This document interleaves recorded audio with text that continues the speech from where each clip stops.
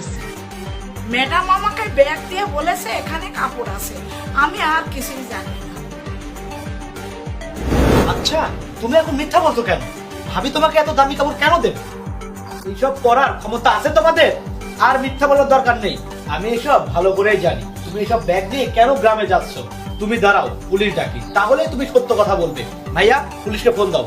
ঠিক আছে, পুলিশকে ফোন করার আগে একবার অপুকে জিজ্ঞাসা করি। অপু, এদিকে এসো। কি হয়েছে? ভাবি দেখো, এই কাজের বুয়া তোমার গহনা আর টাকা চুরি করে নিয়ে যাচ্ছিল। তুহিন, তুমি চুপ করো। উনি চুরি করেনি, এই গহনার টাকা আমি ওনাকে দিয়েছি। কি? এই গহনা টাকা তুমি তাকে দিয়েছো?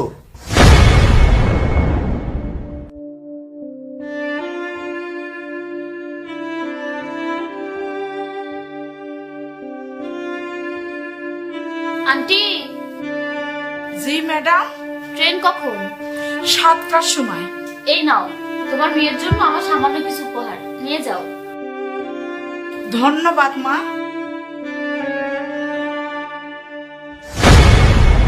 হ্যাঁ, আমি তাকে জিনিসগুলো লুকিয়ে দিয়েছিলাম, তার সামনে দিলে সে হয়তো জিনিসগুলো নিত না। আমি তো তাকে সারপ্রাইজ দিতে চেয়েছিলাম, আর তোমরা কিছু না জেনে না বুঝে এমন পরিস্থিতি তৈরি করেছো। অপু, তুমি তাকে এসব দেওয়ার আগে আমাকে কেন বলনি? আমি ভেবেছিলাম তুমি হয়তো রাগ করবে, তাই আমি তোমাকে কিছু বলিনি। আর এই চুড়ি আমি আমার নিজের জন্য না, তার মেয়ের জন্যই বানিয়েছিলাম।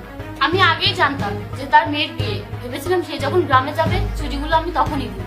তোমরা তো ভালো করেই জানো সে না বলে কিছুই করে না, তার যদি প্রয়োজন হয় তাও সে বলে না।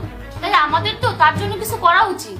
আন্টি, আপনি আমাকে ক্ষমা করে দেন, আমি না জেনে না বুঝে আপনার উপর দোষ দিয়েছি।